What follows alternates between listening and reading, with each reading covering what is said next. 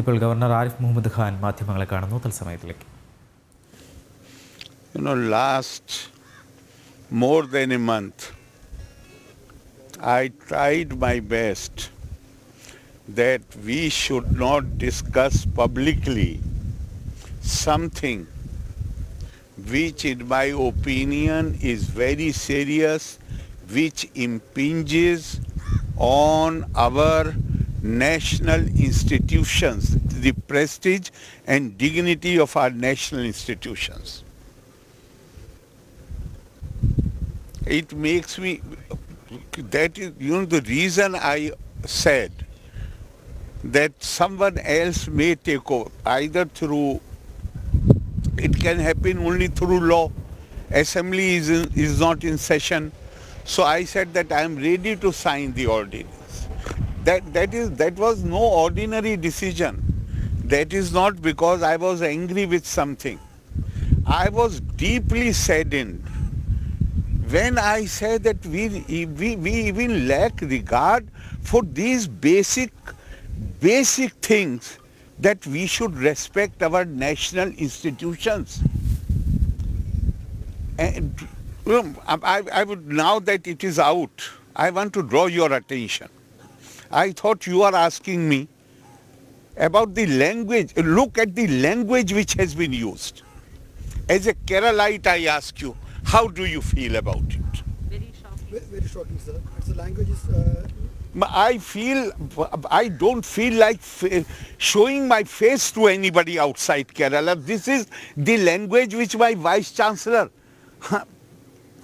university, which is one of the oldest university, is concerned. Vice Chancellor of that university is writing this language. But I just learned that you are called Mr. VC, Mr. Mahadevin Birla, and asked that you should write. I will tell you. I won't go into, I'm not confirming anything, I'm not denying anything, but I will give you enough idea. I call the Vice Chancellor and you tell me what, suppose you were in my place, what conclusion you will reach. I call him, I say that your former students are complaining to me regularly that Kerala University did not have a convocation since last more than 10 years or maybe more. Sir, the number is very large. You limit the number.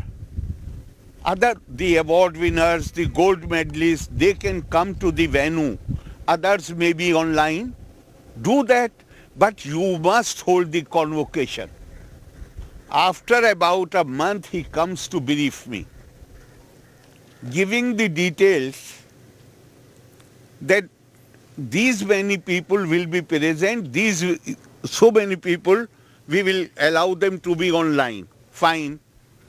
Then suddenly this thought comes, now that everybody knows, I'm giving you the details. Then suddenly this thought comes to my mind that instead of, I have already last 3 months I have given convocation address in 3 or 4 universities. I said, this is one of the oldest university of the country, not just of Kerala, of the country. Let us invite the highest dignitary. It will be an honor for Kerala University. So I say that instead of me delivering convocation address, why don't we invite from Delhi? I'm refraining from taking the name or the position. Yes, that will be very good, sir. And then again, this is all while sitting in that meeting. The principal secretary is also there. The Vice Chancellor is there. And then I say, because when he comes here to deliver the convocation address, listen this carefully. If the university authorities decide as per law, we can also consider conferring honorary degree. And I further clarify, I know for sure that Rashtrapati Bhavan has a policy not to accept honor from our own universities. But I shall go, if the university authorities decide, I shall go to him, go to Rashtrapati Bhavan and say that this may be considered a special case because Kerala is the oldest university of the country. So this may be considered as a special case. 4 days later, 5 days later, on 5th of December, he calls Raj Bhavan, and maybe that stage has not come, when I will let you know what exactly he told our office. It is not only that he, poor thing, cannot write 5 lines, he does not even know how to talk and how to convey any message. I was shocked and surprised when I was informed that this is what he has said. I am still not telling you what. It left me stunned. How anybody can use this language? I was, honestly, I am telling you, it took me about 10 minutes to recover. I was not ready to believe that some educated person can say this kind of sentence. Then, unfortunately, I do not know whether it was because of communication gap or something. After 10 minutes, I called CM's office and somehow I could not talk to him. For next day, You have wrote a letter. not so far, I then called the Vice Chancellor. I said, this is what you had informed the Raj Bhavan yesterday. Then he became very nervous. Possibly he realized that whatever he had said was totally obnoxious.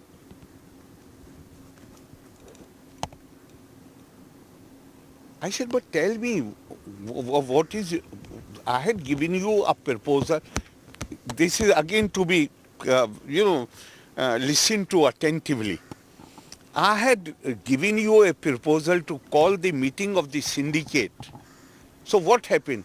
Such syndicate members have turned it down.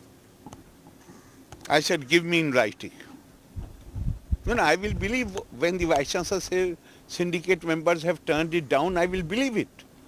But from the note it is clear that despite the direction of the Chancellor, he did not call the meeting of the syndicate.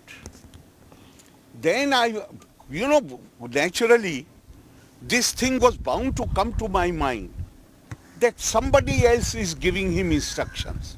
Because he has written, I have informally talked to syndicate members and they have turned it down. I am giving you direction as Chancellor to call a meeting and you are not calling the meeting. I am the appointing authority. I am also the disciplining authority. He is defying me. It's not question of me. Me is not important. He is defying the Chancellor. And Chancellor has the power to take action. Then naturally, this behavior coincided with what he had earlier told Raj Bhavan, that I am doing so at the instance of so and so. That is the point when I decided that if there is so much interference, that I am asking the Vice Chancellor to call the meeting of the syndicate and he is not calling the meeting, which he had admitted on the first day when he talked on phone. That so and so is not in favor of doing this thing. Therefore, it cannot be done. Then tell me what inference any other person in my place could have drawn. So I thought, instead of confrontation, I will write to the government that please appoint someone else as chancellor. But now, since then, I have received 3 letters from Chief Minister. In each letter, he says government has no intention to interfere. Therefore, it is not as if this I only wanted to give them time, because it is absolutely clear that so far I have refrained from taking strong action. Now I feel that this cannot be good, because we are becoming a laughing stock. The kind of Vice Chancellor writing this kind of note, and I tell you something more. For Shankaracharya Sanskrit University, there were 7 applicants. The committee recommended only 1 name. And what they said?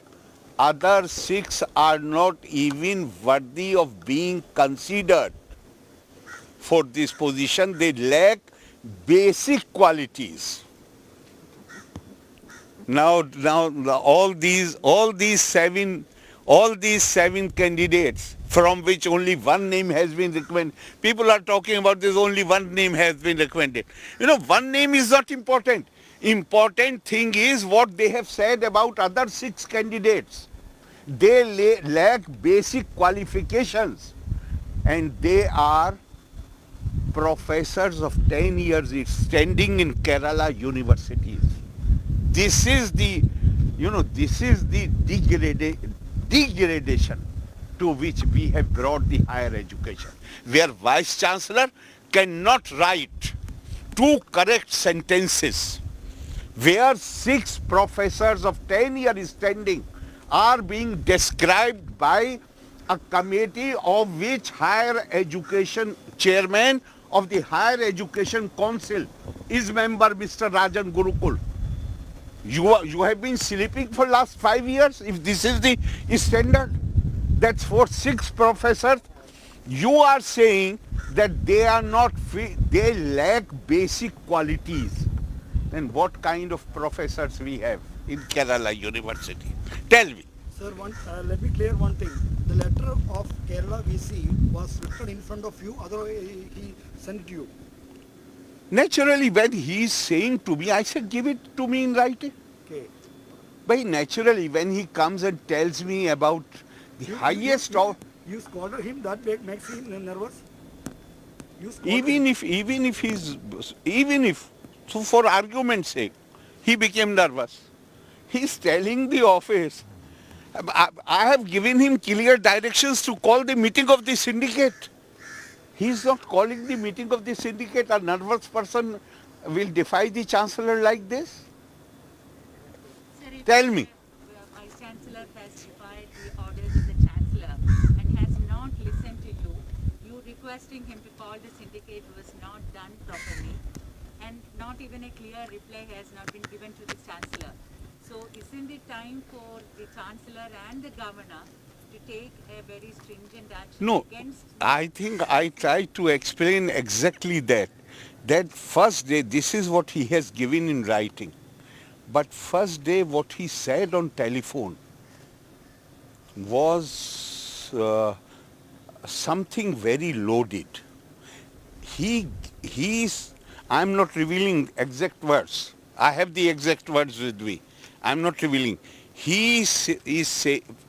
Before giving this note, he said that he has been told not to call the meeting because so and so are not in favor of doing this thing. This is what I had told you. Otherwise, if that thing had not happened, possibly I would not have gone to the extent of saying that I don't want to function as Chancellor, because I don't want confrontation with the government.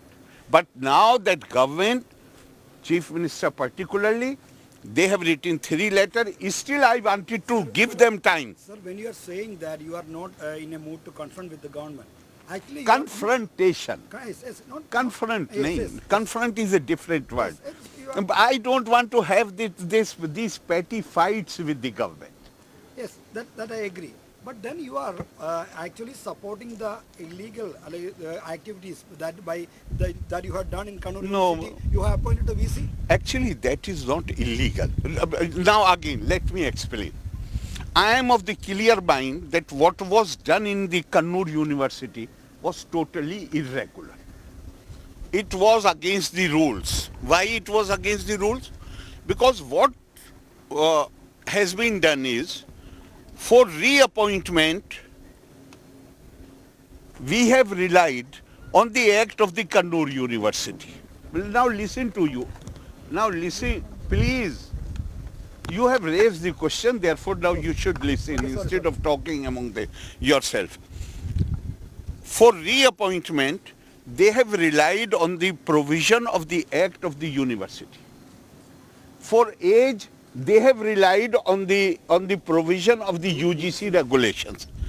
There is a clear-cut Supreme Court judgment. You can't do this. Either you rely on this or you rely on this. But tell me, if you are in my position, I am resisting it. Both the letters of the Education Minister, I resisted. Chief Minister's legal advisor is sitting in the Raj Bhavan and he is insisting that legally it is right. I am resisting. Suddenly he says, this is an opinion. This is the opinion of the Advocate General. Now tell me, as head of the government, should I not follow, even though I have my own reservations? But when it is finally to the highest legal officer who has been appointed under my signature, shall I refuse to obey his opinion? I can turn it down. I have the right. But that will lead to confrontation. And here, if you had criticized me, that for legal opinion you had appointed this man, and he was giving you an opinion and you turned it down, then you would have criticized me on that account. After all, we are not, when we are doing whatever job we are doing as head of the state, as minister, as chief minister, at that point of time, for legal opinion, we have to depend on, we just don't go by our own reading of the situation.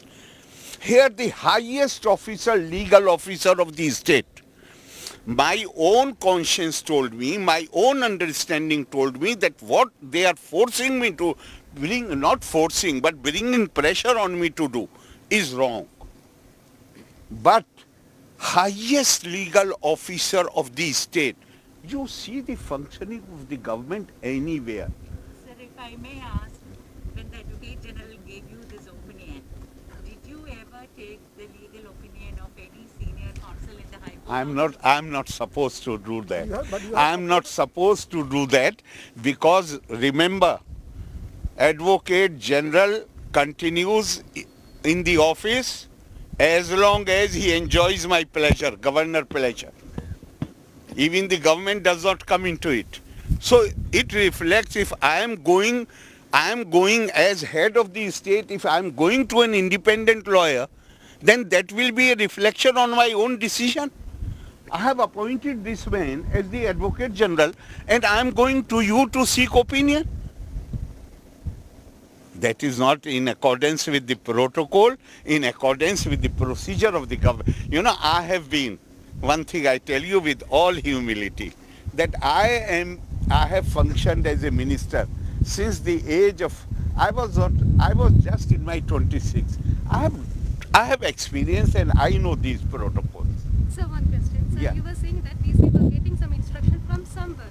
I'm not saying he said day before. So from where did he get that? That instruction? I What do you won't. think about That I won't tell you. Particularly now, I do not want to deepen this crisis. But if the government is saying that they are not talking about the past, they are talking about the future. So do you think that those instructions were from Said CM? that the Chief Minister has written 3 letters to you saying that there will not be political or administration. Any interference, from yeah, the yeah. government. So will you accept those letters and would you continue to I wanted, in fact, there is no reason for me not to accept. But the consequences, I want them to give time to understand the consequences. Because so far, uh, pe- now, if suppose I continue, then it will be full of drastic actions. How can you tolerate this state of affairs? I am the appointing authority. It is my responsibility to discipline them. So that will cause lot of upsetting. So therefore I want to give them full time that if you don't want me to go to that extent, then please, still there is time. Bring an ordinance, appoint some other authority as the Chancellor, because now it is not going to continue. Now if I resume my duties, then it will be, time will be full of drastic action. So the first letter was on the December 8th. The Kerala VC episode provoked you to write this letter? I have already told you. I think even the day I left here, I said, who is appointed VC here, there? That is not such a serious thing. What totally shook me was on 5th of December, when I see that there is not even any hesitation in saying things which are total violation of the spirit and letter of the Constitution. Article 51(1)(a) says not only to abide by the law and Constitution, but show respect to national ideals and institutions. Offices which come in the list of national institutions, how dare you can use language like this? Somebody said Article 51, governor is not above criticism. Baba, I have not said that I am above criticism. No, I have never said that. I have never claimed. You can criticize me. And respect, showing respect to an institution and criticizing somebody for some action, these are two different things. Sir, pardon me, I will ask a political question. Will you preparing to contest the vice president election in the coming on this? I July? do not know if in India anybody so far has expressed his intention or has made some preparations to fight any of these elections. These elections, you don't take decision. I don't take decision. Nobody knows what is going to happen. This is not fair. To try to find motives, this is not fair. Because there are some allegations that you are preparing. By to contest on- allegation, though there is allegation, the wise man, government was not saying anything about me, but the loyal opposition was attacking me. You know, like in England they say, her Majesty's loyal opposition. So here government was not saying anything, not a single statement from anybody. Opposition was criticized, and what they were saying, now tell me, what they were saying, if the governor has recommended to the Vice Chancellor some name, then he has violated the law. Please, this is important. You must understand.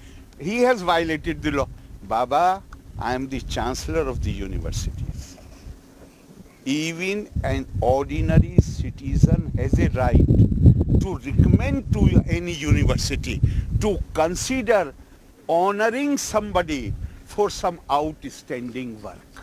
But there is an impropriety in that because the Rashtrapati is the appointing authority of governor. When So we are what? recommending So what? a So what? So what? There is an So impropriety there. then to everything when the Rashtrapatis are given in office Bharat Ratna, then everybody is appointed by him. What are you talking about? Out of your head? Sir, one more question. There are so many honors which have been given to the Rashtrapati. Every single person in this country, any appointment is made in the name of Rashtrapati Bhavan or in the name of governor. What are you talking about? Sir, but have you given writing to the university saying that the syndicate should be called in and this proposal. Whether I have given it in writing or not, the Vice Chancellor has given it in writing that I had told him. Sir, so there's one more question, sir. The appointment of the Kannur Vice Chancellor and the improper behavior of the Kerala Vice Chancellor. Both are even now functioning under you as Vice Chancellors. Won't prevent No, I have not. action against them. Please don't ask me to go into details, but I have told you that I have received these three letters. I have not so far decided because for me, whatever has happened in Kerala University is too serious. This is a criminal action. So I have not yet decided. In this situation, I cannot continue. This is so far. But I would say that Chief Minister letters, he is assuring again and again that they have no intention to interfere. So if there is a meeting point, if we discuss a meeting point, but why I am saying so? Because now I am not going to, I have come to the conclusion that this rot which has set in the higher education, 7 professors applying for the job of Vice Chancellor, the committee which includes Higher Education Council chairman, they say 6 are not even worthy of, they lack basic qualities, basic qualifications. So this is the state of affairs. Now if I review my decision and I resume my duties, then it will be, I have already told you, I am going to take drastic action. Sir, one more question, sir. Sorry for coming back to my earlier question. Do you think that CM was the one who gave instruction to VC? If I wanted to discuss this thing, then why in the first instance I will refuse to reveal what the Vice Chancellor said on the first day. Then why I should don't want to. government- I don't want to complicate the situation further. Then why should government, why should Whatever action to rectify the situation, whatever action I could contemplate, I have taken that action. And if I am satisfied, last 4 days back when I was going, I said, yes, if there is a clear-cut assurance that no interference will be there, I said, Do you believe in the words of the CCP? no, it's not question. It's not question of believing. Law confers power only in the chancellor. Once this, then I won't have to depend on them, and for that you can trust me. That I won't need anybody's approval. So far, my approach was that I am chancellor because I am governor. Therefore, I had not realized that the state of the higher education has touched this nadir. So, sir, if you continue as the Chancellor, you're getting another chance to rectify the problems What? you have identified. No, I will. Consider continuing as the Chancellor of the University. I have not decided so far, but yesterday, in the night when I reached Kerala House in Delhi to come here, then some of the Kerala media persons were there. There also I said that to be fair to the CM, he has written 3 letters, and each letter he is assuring that there will be no interference. But still I wanted to give him time and tell him that that now it will be a different chancellor. Why? Because earlier somehow I did not want to provoke any, not to disturb whatever is going on. But the situation has reached so low that if you do not take action now, then you will be failing in the performance of your duties. Forget about everything. The chairman of the Higher Education Council, the vice chairman of the State Planning Board, they are member of that selection committee. They are saying out of 7 professors of 10 years standing in Kerala universities who applied for the post of vice chancellor, we are recommending one only because others 6 lakh basic qualifications. How come they became professors if they lack basic qualifications? I ask you. It can happen only when there is too much political interference. Can't you correct these interferences? I don't know, but now I will, if matter is resolved and I resume my duty, that will be my total focus. By resuming your duty, can't you correct the government? No, That's the best way to correct the government. you protect the universities because governments come and go. You know, always remember, world over, it is not Kerala, world over. The universities, it stings in the nostrils of those who believe in the independence of academics, autonomy of the universities. Any interference by the executive stings in the nostrils of those. People, even in developed countries, ministers cannot dare to interfere in the functioning of the university. And universities can bloom, can really develop, can come into their own only when they are allowed to grow independently. Sir, one doubt.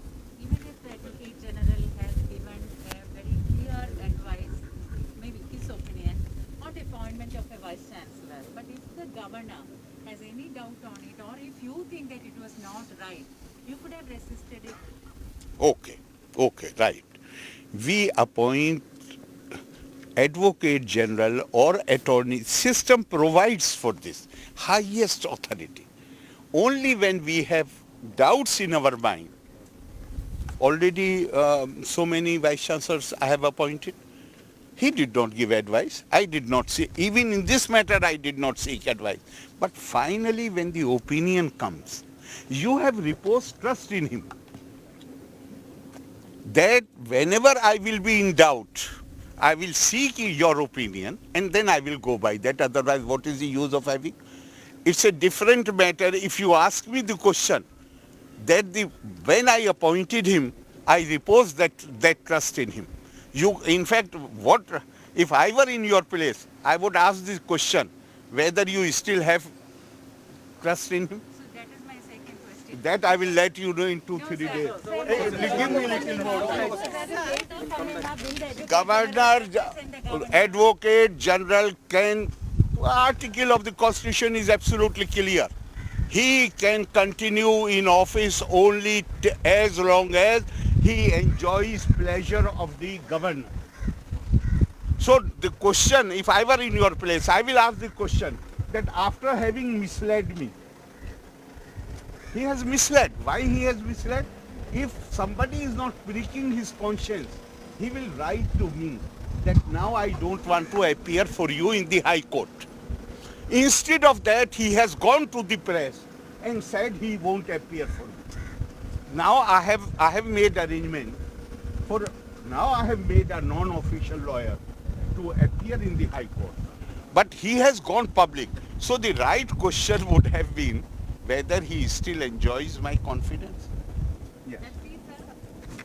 Does he still I will let you know. Give me some more time. Another subject. Because the moment I say something, then, you know, then yes. So I won't say right now. Another subject. A lot of questions have arisen about the feasibility of the proposed Silver Line project in the state. I won't. People are- I really. You ask the government for clarification because people are concerned. If I receive representation, definitely I will. Definitely I will. Yes. You know, I don't look at things like this. It's only inexperience and the intra-party struggle. They use me only to settle accounts among themselves. So I don't take it that way. I don't. So one more clarification. You said that you sought AD's legal opinion, and after getting AD's legal opinion, you signed that appointment order with any doubt, right? Without any doubt, right? No. I still had my doubts. But we the government appoints law officers when we have doubts. Then that is why the legal officers are appointed. I still had my reservations. And now I have even strong reservations. Why I have strong reservations? That he is saying to the press, he is not even saying to me. He is saying to the press that he won't appear on my behalf. He has been appointed by me and he is saying he won't appear on my behalf. It means somewhere his conscience is pricking. So you think that AG misled you, right? AG? Misled you. No, AG clearly misled me. AG clearly misled me, and I have not come to this conclusion because what he has written. I have come to this conclusion that on my behalf he does not, action I have taken based on his opinion, and he is saying I won't appear in the High Court. It means he finds his own opinion indefensible. So if you are so much clear about that, what you did in Kannur BC appointment, why don't you rectify it, sir? After that, something more serious happened. If you are suffering from headache, and God forbid, corona takes over, you will address headache or you will address corona? I'm asking. Something very serious has happened. So will you be addressing all? I will address if I am satisfied, and I'm saying, in fairness to Chief Minister, he has already written to me 3 letters. So, but I wanted to give them time to realize the consequences that if I resume, it is not going to be calm waters now. It will be, I will, right from day one, I will be on the course, on course correcting mission. So you are saying some assurance, you are saying some about clear-cut assurance from government to resume in your post. No, That assurance include these recommendations, I mean acceptance of these recommendations for honoring the president? That assurance? No. I have already. You don't listen to me when I speak. In fact, media people generally, they are more interested in their questions than the answers. I have told you, Rashtrapati Bhavan. I had told the Vice Chancellor that Rashtrapati Bhavan has a clear-cut policy not to accept any honor from any university. But if our authorities take a decision, then I will go personally try to persuade him, because I feel that Kerala University is one of the oldest universities among first 14 or 15 universities. So this though I had to, a new exercise would have started. And I thought that after 2-3 meetings I would be able to persuade. Rashtrapati Bhavan has a clear-cut policy. They don't accept honor from any university.